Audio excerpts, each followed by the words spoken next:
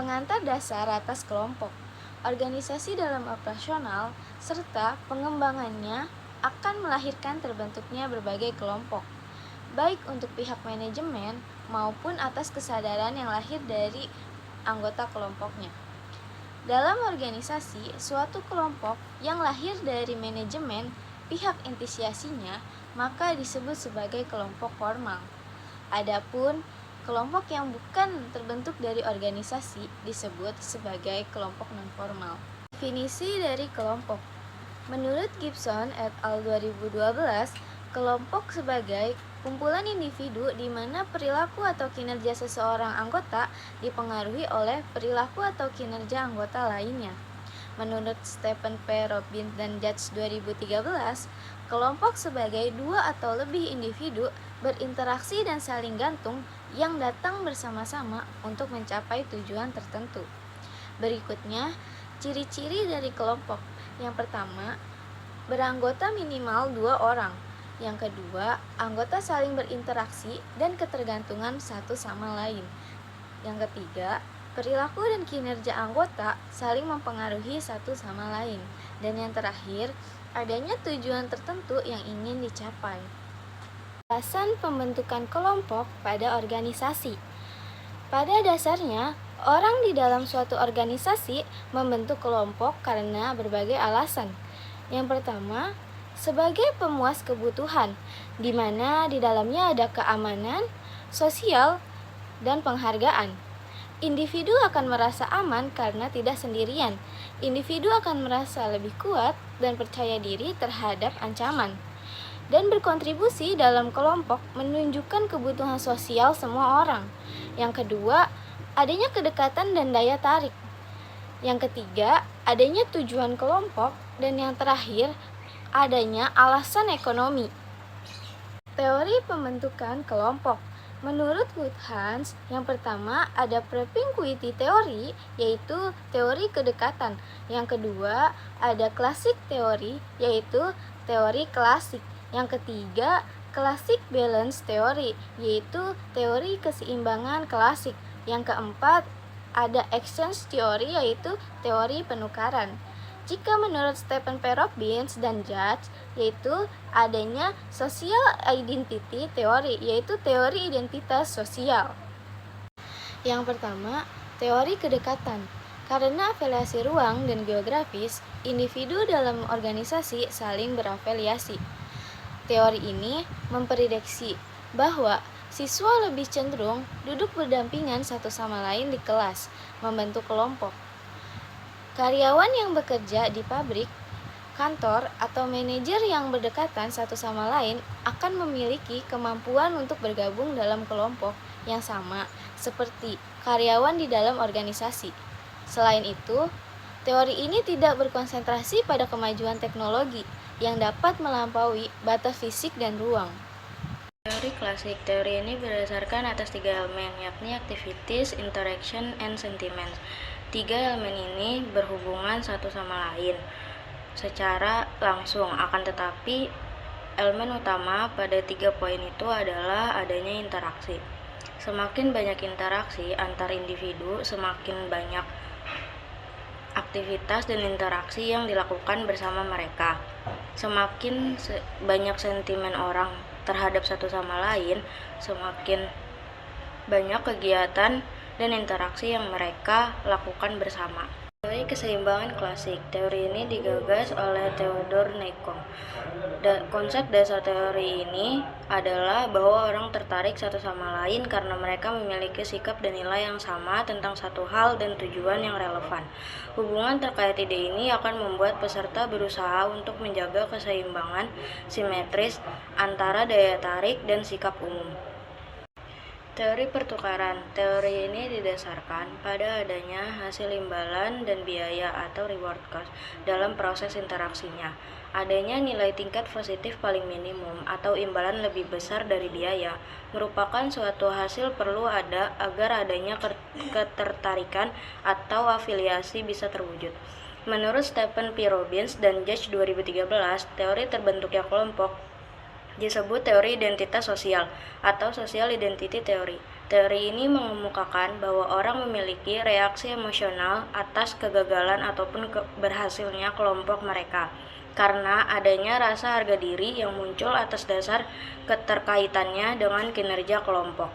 Tipe-tipe kelompok. Organisasi secara hakikat mempunyai berbagai jenis atau tipe yang membentuk kelompok di dalamnya. Kelompok terbentuk baik karena adanya pengaturan manajemen atau formal maupun secara inisiatif dari anggotanya. Kelompok dalam suatu organisasi dibedakan menjadi dua tipe, yaitu yang pertama kelompok formal dan yang kedua non-formal. Kelompok formal. Pada tipe ini, kelompok dibuat oleh adanya keputusan para manajer dalam meraih tujuan yang dinyatakan organisasinya. Kelompok jenis ini lahir karena proses manajemen atau pengorganisasian dengan adanya pembagian kerja dan adanya departemenisasi.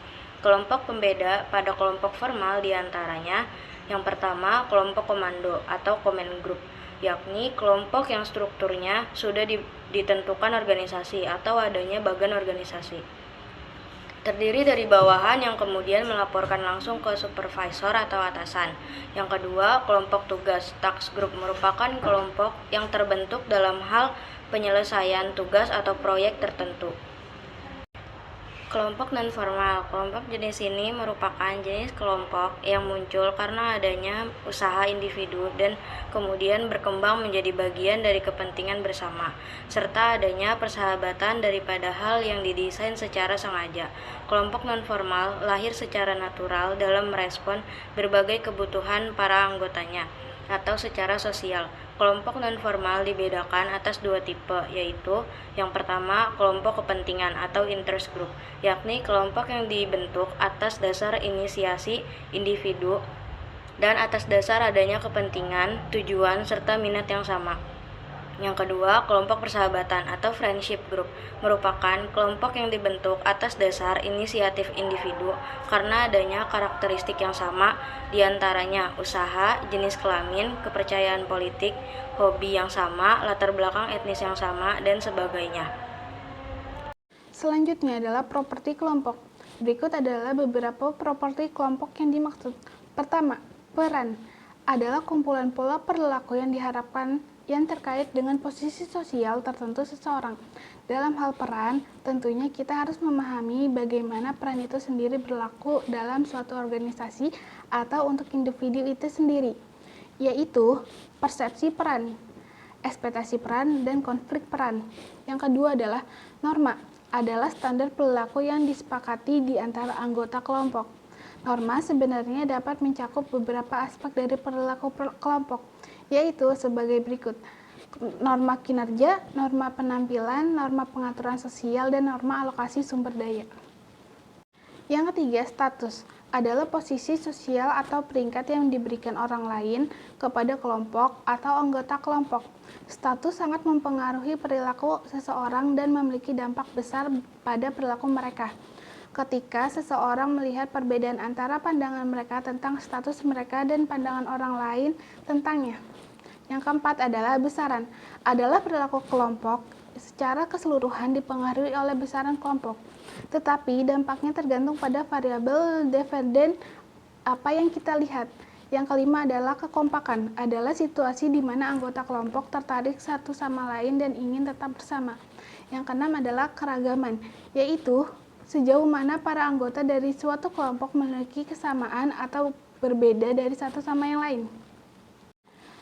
Selanjutnya adalah tahap perkembangan kelompok. Pertama, tahap pembentukan atau forming. Tahap ini merupakan tahap awal ditandai munculnya ketidakpastian atas tujuan, struktur, dan kepemimpinan. Kepemimpinan para anggota mempertimbangkan tipe-tipe perilaku apa yang cocok dan dapat diterima. Tahapan ini selesai jika anggota merasa menjadi bagian dari kelompok. Yang kedua adalah tahap keributan atau storming. Tahap ini ditandai oleh konflik dan konfrontasi di antara anggota. Mereka masih saling mencurigai satu sama lain karena belum begitu mengenal sifat dan tingkah laku masing-masing. Ketika tahap ini selesai, terdapat kepastian struktur.